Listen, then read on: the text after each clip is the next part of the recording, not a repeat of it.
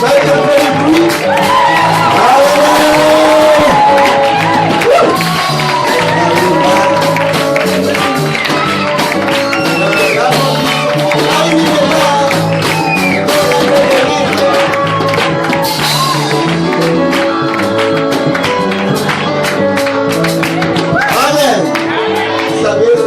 Joie.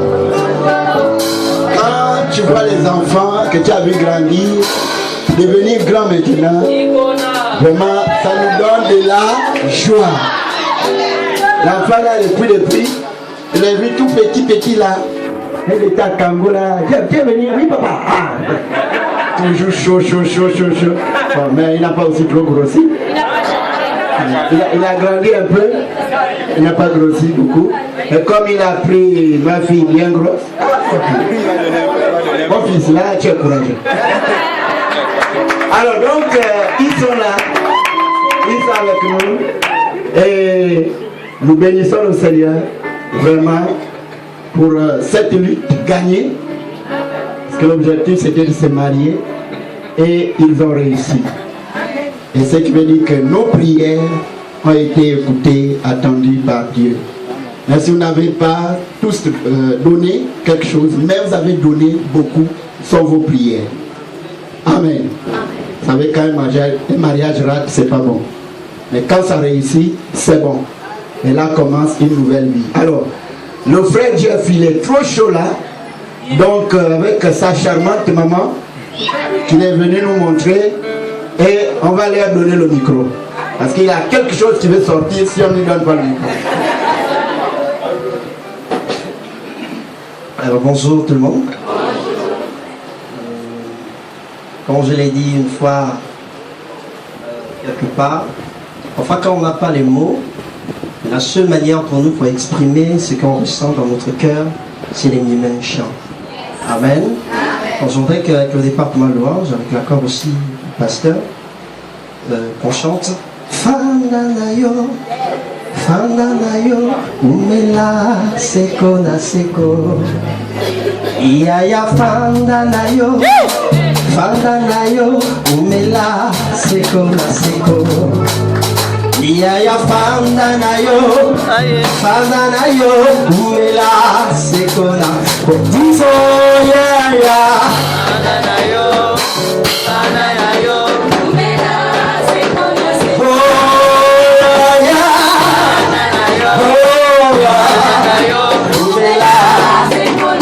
Oh, ma chapeau tout côté, ma maman tout côté.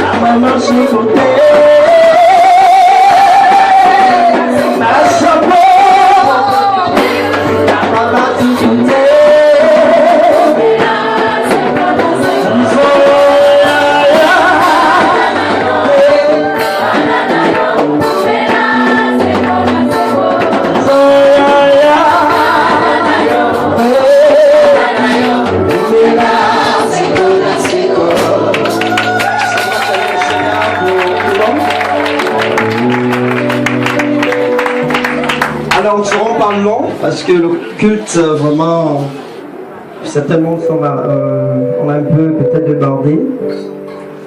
Mon épouse et moi, je vous l'avais présenté sous le nom de Reine Ida Ibinga, qui est aujourd'hui devenue, je vais dire, le 29 décembre, précisément à 9h, elle est devenue Madame Ziengi Reine Ida. Je vous assure que ça n'a pas été facile d'épouser une reine. C'est la seule reine au Gabon. Vous comprenez précisément que ça n'a pas été facile. Et dans cette dimension, nous sommes révélés comme un roi.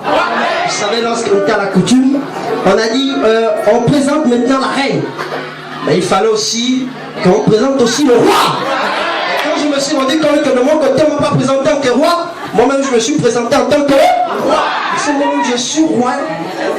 J'ai le sang royal qui coule dans mes veines. C'est ça, donc, naturellement, c'est la sœur Elida. Nous bénissons le Seigneur pour vos prières. Nous bénissons le Seigneur pour votre sémence. Et je voudrais également dire ce que j'ai reçu du Seigneur pour cette église. Il y a 2 mois de cela, pendant que je priais, il y a 2 églises que j'ai reçu quelque chose, le même message que j'ai reçu, notamment là où elle prie à Roger, et également ici. Dieu m'a dit, à cause du fait que vous avez sémé pour ce mariage, il ouvrira une pluie de mariage dans cette église. Écoutez, je vais dire ceci, je ne vous dis pas parce que je vais vous flatter. Je ne suis pas dans la flatterie, je vous dis parce que j'ai reçu quelque chose du Seigneur. Écoutez bien, Dieu m'a dit que à cause du fait que vous avez sémé pour ce mariage, même si tu n'as plus la pensée de te marier, même si tu es arrivé à un âge où c'est plus possible, je t'informe ce matin que Dieu a dit tu vas te marier. Et je vous dis, tu peux oser cette année même. Il va te soutenir. Écoutez, il y a un passage biblique qui dit, un jour, un homme a dit, un prophète a dit à son collaborateur, va, tu trouveras des prophètes. Et en trouvant les prophètes, ils te diront des choses. Fais tout ce qui te traverse par l'esprit sera avec toi. Ça veut dire qu'il y a des moments dans la vie, tu peux décider, Dieu t'accompagne. Même quand tu n'as pas écouté la voix de Dieu. Je te dis, frère, tu es jeune comme moi. Tu peux prendre la résolution, Dieu va t'accompagner.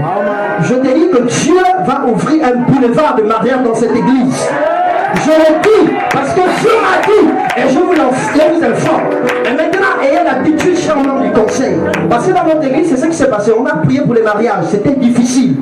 Quand Dieu a ouvert le boulevard du mariage, je vous assure que dans notre église, si on n'a rien, en fait, le nombre de mariages, s'il n'y a pas eu beaucoup, c'est 7 par année. Sinon, chaque mois, il y a toujours un mariage. Parfois, il y a des mois où il y a 2 ou 3 mariages.